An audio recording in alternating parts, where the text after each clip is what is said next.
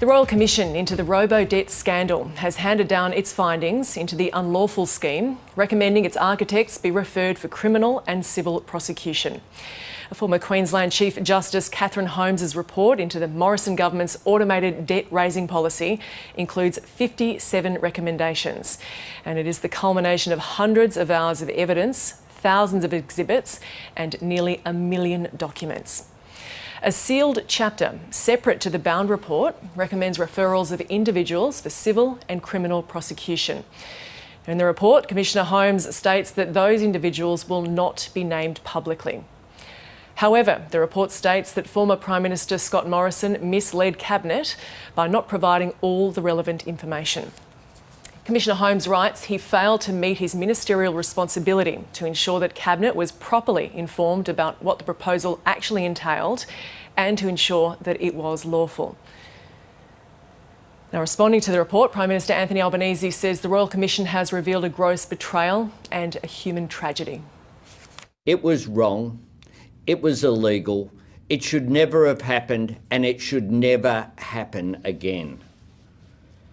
Under the former Liberal government, this scheme unlawfully raised $1.76 billion in alleged debts against some 526,000 Australians.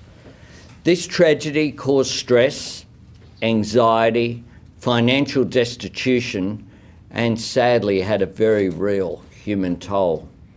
For more than 4 years, Liberal ministers dismissed or ignored the significant concerns that were raised over and over again, including in the Parliament, but also by victims, by public servants, by community organisations, and of course legal experts. The Royal Commission has found that the Liberal Party's Robodebt scheme was, to quote, a crude and cruel mechanism, neither fair nor legal, and it made many people feel like criminals. In essence, people were traumatised on the off chance they might owe money. It was a costly failure of public administration in both human and economic terms. Reporter Brittany Klein joins us now from Brisbane. Brittany, this is a comprehensive report, but the most anticipated section is sealed.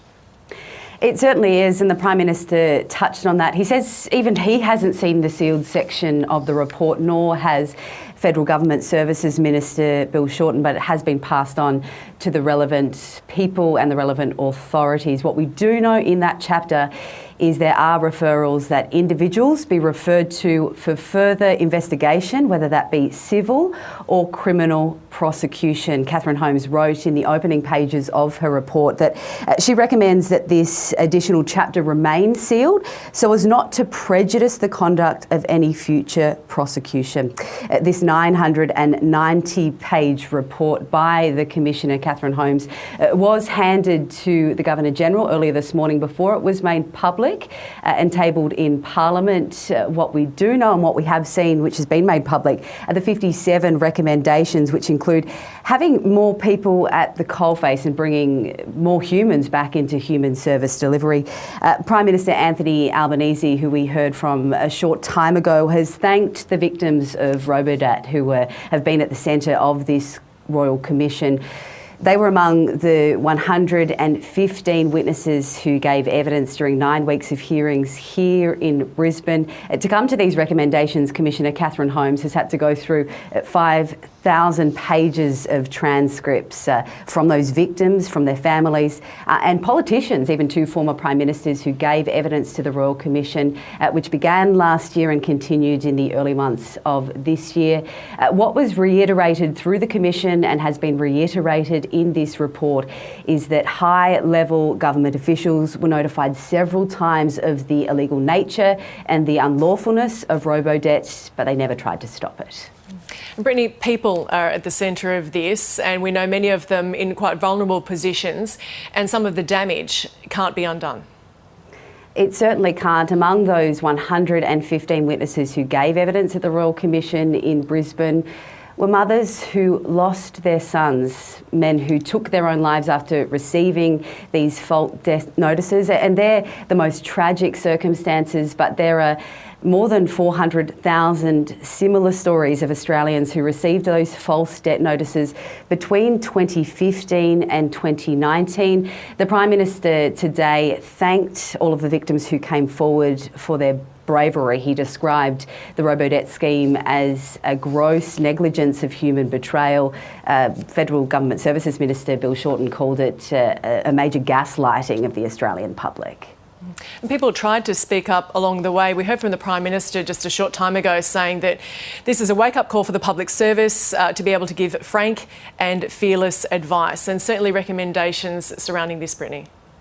Recommendations, and that was also a key theme of the Royal Commission during the hearings here in Brisbane, that there was a major culture problem and that many public servants were fearful of speaking up. They understood the unlawful nature of the Robodebt scheme, but were fearful of speaking up to their bosses or to the ministers in charge. Former ministers Stuart Robert and Christian Porter were among those who gave evidence at the Royal Commission, and they admitted to giving false information to the Australian public about this scheme. So a lot of public servants that I've spoken to who no longer work for the public service, but they say this cultural shift needs to happen from the top. And like you said, they were part of the recommendations made by former Queensland Supreme Court Judge and Commissioner Catherine Holmes.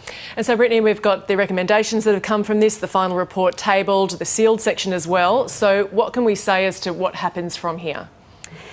Well, the report was only handed down about 90 minutes ago, and both the Prime Minister and the Minister, the Federal Government Services Minister, Bill Shorten, were quick to say that they even haven't had a chance to read the whole report. So that, of course, will be the first priority, and there are many journalists around the country and no doubt victims too of Robodebt who are trawling through this report. We understand that there's likely to be a task force now going through all of the 57 recommendations, and as the Prime Minister says, to ensure that something like Robodebt never happens again in Australia.